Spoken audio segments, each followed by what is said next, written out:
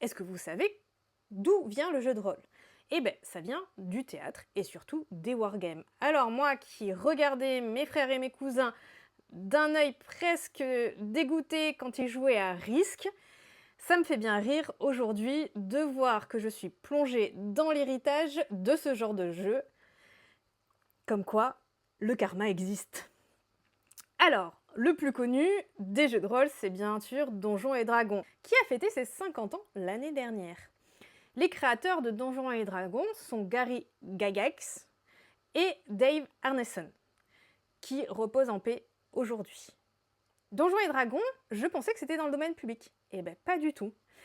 C'est gardé par Wizards of the Coast, la famille Hasbro. Vous savez ceux qui ont le Monopoly, là? Ça, par contre, j'y jouais beaucoup quand j'étais petite. Mais j'ai pas la fibre financière du tout, donc je perdais souvent.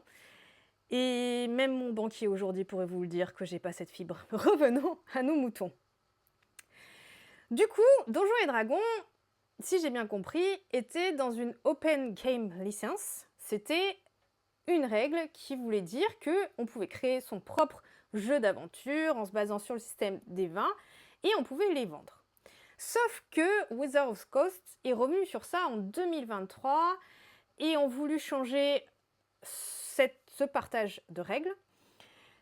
Et du coup, ça a fait un petit tollé, ça a été compliqué et certaines règles sont tombées dans la Creative Commons, qui est une autre protection, qui veut dire qu'on peut utiliser certaines règles, mais qu'il faut dire d'où ça vient.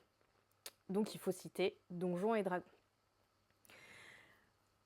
Donc, récemment, il y a eu plein de choses qui se sont passées. Et pourquoi je me suis intéressée à tout ça aussi? C'est parce que l'actuel Play Critical Role a créé son propre jeu de rôle, qui est Daggerheart, qui est pas facile à dire pour moi, j'avoue. Et un peu, justement, parce qu'au début, ils jouaient sur Donjons et Dragons et que les règles de partage et de licence ont changé. Donc, ils ont créé leur propre système qui est un peu plus narratif que Donjons et Dragons, avec des jetons d'émotion, des systèmes de peur et d'espoir, qui a l'air quand même pas mal. Voilà pour un peu d'histoire. Sur ce, je vous souhaite que vos jets soient bons et que le sort vous soit favorable. Qui est Daggerheart,